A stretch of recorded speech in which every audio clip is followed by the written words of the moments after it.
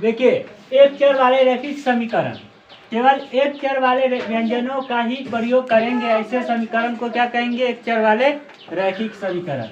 निम्न समीकरण को हल कीजिए। ईसा में क्या है? एक अक्षर है, इधर आएगा तो 2x, माइनस तो माइनस में तीनों में से 2 घटेगा, सीधे x बराबर 18, यानी कि x का मान 18। या इसी का दूसरा विधि है, देखिए 3x है, और प्लस में आपका कितना है? बराबर में 2x प्लस में 18। देखिए पहले हम क्या करते हैं, इसको खत्म करना चाहते हैं, ठीक है? तो क्या करेंगे, इन दोनों में से किसी को खत्म करेंगे तो क्या करेंगे, दोनों तरफ 2x घटाने पर, ठीक है? तो इधर भी 2x घटा दीजिए और इधर भी 2x घटा दीजिए, जैसे तैसे 18। तो 3 में से 2 घटेगा x, और 2 में से 2 घटेगा 0, बराबर 18। दोनों विधि बनाइएगा तो उतना ही आंसर आएगा, ठीक है? अब इसी तरह इसका इधर भी दोनों सेम करना है, तो क्या करते हैं, दोनों तरफ 3t को घटाने पर, तो 5t माइनस में 3t माइनस में 3t माइनस में 3t, जो काम इधर किया सो काम इधर किया, जैसे तैसे 3t से 3t खत्म, 5 में से 3 घटेगा 2t, माइनस में 3 तो 3, इधर में माइनस 5 तो 5, ठीक है? अब क्या करेंगे, इस संख्या को खत्म करना चाहते हैं, तो क्या करेंगे, संख्या को खत्म करने के लिए दोनों तरफ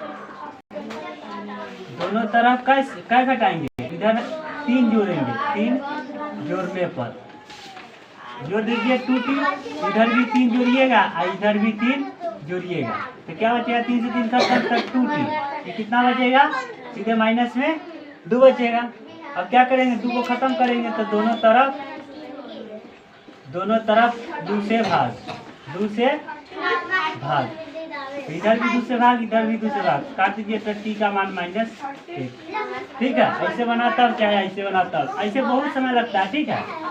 ऐसे करिएगा तो प्लस इधर आएगा तो माइनस में 9 में से 5 घट जाएगा, कितना बचेगा, सीधे 2x बराबर में -4, x बराबर -4 बटा 2, तो x का मान -2, ठीक है?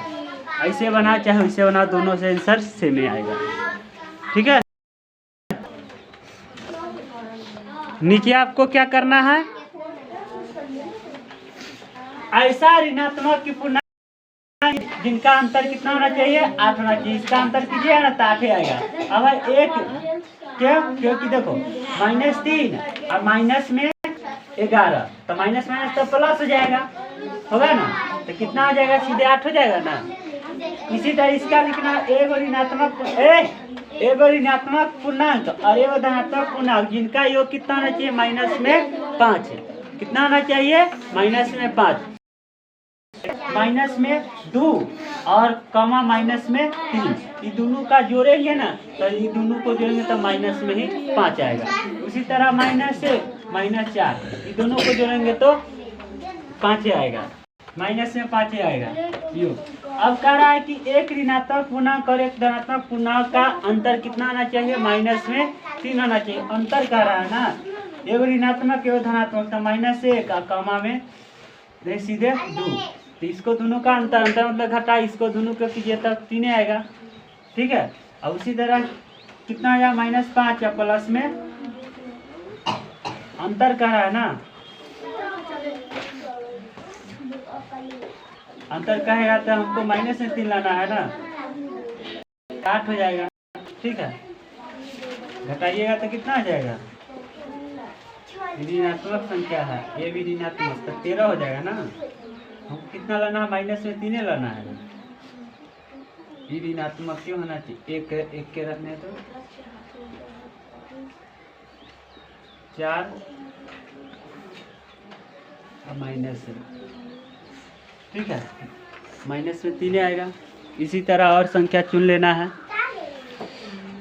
देखो, पुलों को, घरों को, भवनों को, टीवी को, मोबाइल को, साइकिल को, कंप्यूटरों को, कारों को, अन्य सभी वस्तुओं में किसका उपयोग है, गणित का, यही लिखना था।